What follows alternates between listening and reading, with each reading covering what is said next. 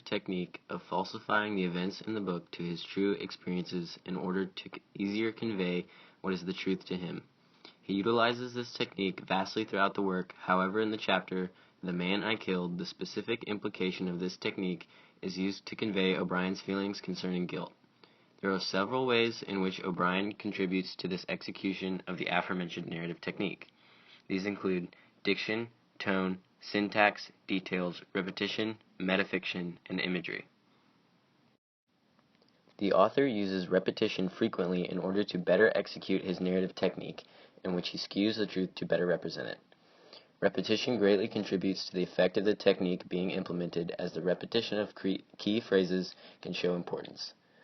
Evidence of this repetition can be seen when O'Brien writes, "His other eye was a star-shaped hole," in the first paragraph. This phrase is then repeated and revisited with increasing detail throughout the chapter. This repetition shows the author's fixation on the death.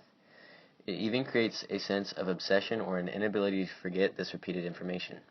Both the fixation and the obsession created by this repetition aid the author's ability to make this event seem true. Another literary element the author utilizes in order to purport his narrative technique involving the lies and the truth is metafiction. Metafiction occurs when the author draws attention to the fact that he is writing the work intentionally. O'Brien utilizes metafiction in another chapter. However, it is vital to understanding this technique executed in this chapter, The Man I Killed. In Chapter 18, Good Form, O'Brien practices metafiction with grace. In this chapter, O'Brien discusses his development of the book and writes, "For instance, I want to tell you this. 20 years ago, I watched a man die on a trail near the village of Maikei. I did not kill him, but I was present, you see, and my presence was guilt enough." This shows an admission to O'Brien's technique through metafiction. This metafictional admittance is the strongest indication of his technique and also reveals his purpose in using it, to convey guilt. Personally, this is evidence to support the author's use of metafiction as the best contributor to the execution and implication of the author's intended technique. Details are another way the author conveys the truth through a lie.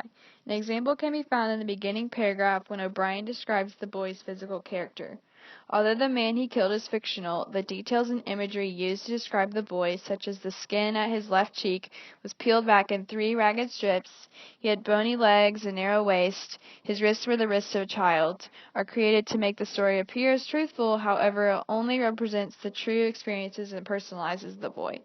He uses these specific details to allow the reader to picture the type of boy he was. The boy was young, small, frail, and the description of his death emphasizes the sense of guilt on the readers. Throughout the chapter, O'Brien formulates a background for the fictional boy, making the connection between the readers and the boy deeper due to an understanding beyond physical description. O'Brien creates a character not meant for war because he loved mathematics and his health was poor. The author also gives the boy a type of story, as he grew up in the village of Maikei with his fathers and 2 uncles and many neighbors, where he listened to stories about the heroic Trung sisters and Lei Loi's final victory against the Chinese at Tat Dong, which implies a truth because of familiarization and personal knowledge. O'Brien also created feelings for the boy, as he described how war frightened him. He had no stomach for violence and prayed that the war might end soon, in order to force readers to sympathize with him and feel the same sense of guilt men in the war often did. The use of these details creates a fictional story that appears real because of the similarity of it to war. One thing that O'Brien does well throughout the entirety of The Things They Carried is vary the syntax to show different emotions and portray different points as the stories progress.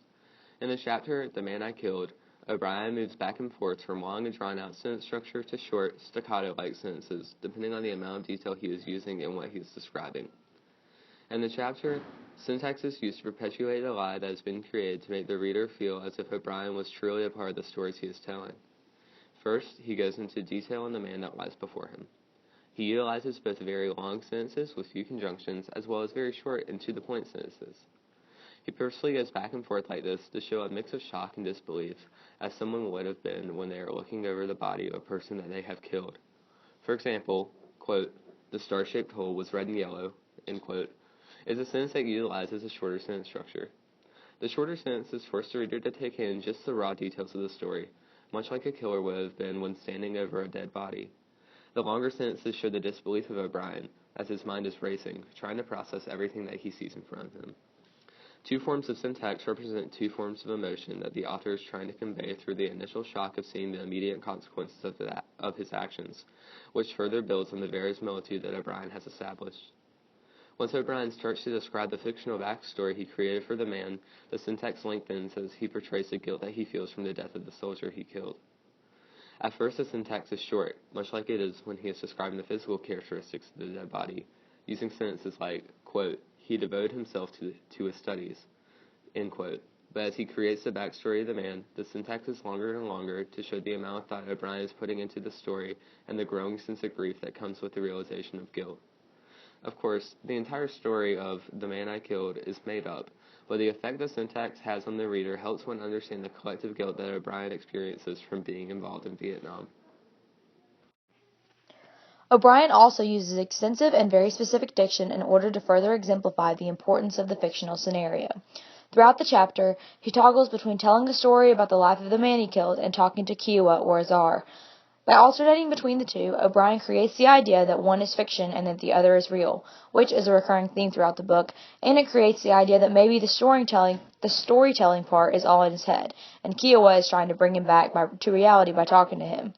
O'Brian's diction throughout the chapter is relatively informal with a few higher-level words thrown in. The diction he uses is technical and descriptive, but one specific thing I noticed in the chapter is that O'Brian uses a slightly different type of diction when he is speaking as a Vietnamese soldier. In the instances where he is alternating between speaking as himself and speaking as a Vietnamese soldier, like on pages 118 to 121, it is noticeable that the level of diction is slightly different.